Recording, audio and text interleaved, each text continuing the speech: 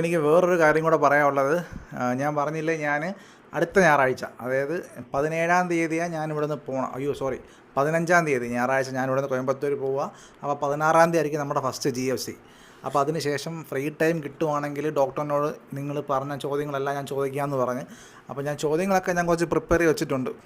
അപ്പോൾ ഡോക്ടർ അതിന് ഇരുന്ന് തരുമോ, ഡോക്ടറിൻ്റെ സമയം കാണുമോ എന്നുള്ളതിനെ പറ്റി അറിഞ്ഞുകൂടാ. അപ്പോൾ ഡോക്ടറിന് ടൈം കിട്ടുവാണെന്നുണ്ടെങ്കിൽ 100% ഒരു Q&A പോലെ ഞാൻ ചെയ്യാം.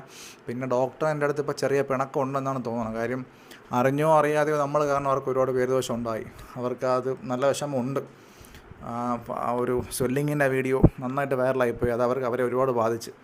അതിൻ്റെ പേര് ഡോക്ടർ എൻ്റെ അടുത്ത് ചെറിയ പിണക്കമുണ്ടെന്ന് തോന്നണം. നോക്കാം. എന്തായാലും ഞായറാഴ്ച പോയിട്ട് ഡോക്ടറിൻ്റെ മൂഡ് പോലെ ഡോക്ടർ ഓക്കെ ആണെന്നുണ്ടെങ്കിൽ നമുക്ക് തിങ്കളാഴ്ച ഒരു Q&A പോലെ ഞാൻ ഒത്തിരി ക്വസ്റ്റ്യൻസ് പ്രിപ്പയർ വെച്ചിട്ടുണ്ട്. പൊതുവേ ഒരു ഹെയർ ട്രാൻസ്പ്ലാന്റ് ചെയ്യാൻ പോകുന്ന ഒരാൾക്കും ചെയ്ത് കഴിഞ്ഞവർക്കും ഉണ്ടാവാൻ സാധ്യതയുള്ള എനിക്ക് തോന്നിയ ഡൗട്ടുകളെല്ലാം ഞാൻ എഴുതി വെച്ചിട്ടുണ്ട്. ഞാനത് ചോദിച്ച് വ്യക്തമായിട്ട് പറയാം. അപ്പോൾ എഗെയിൻ ടാറ്റ.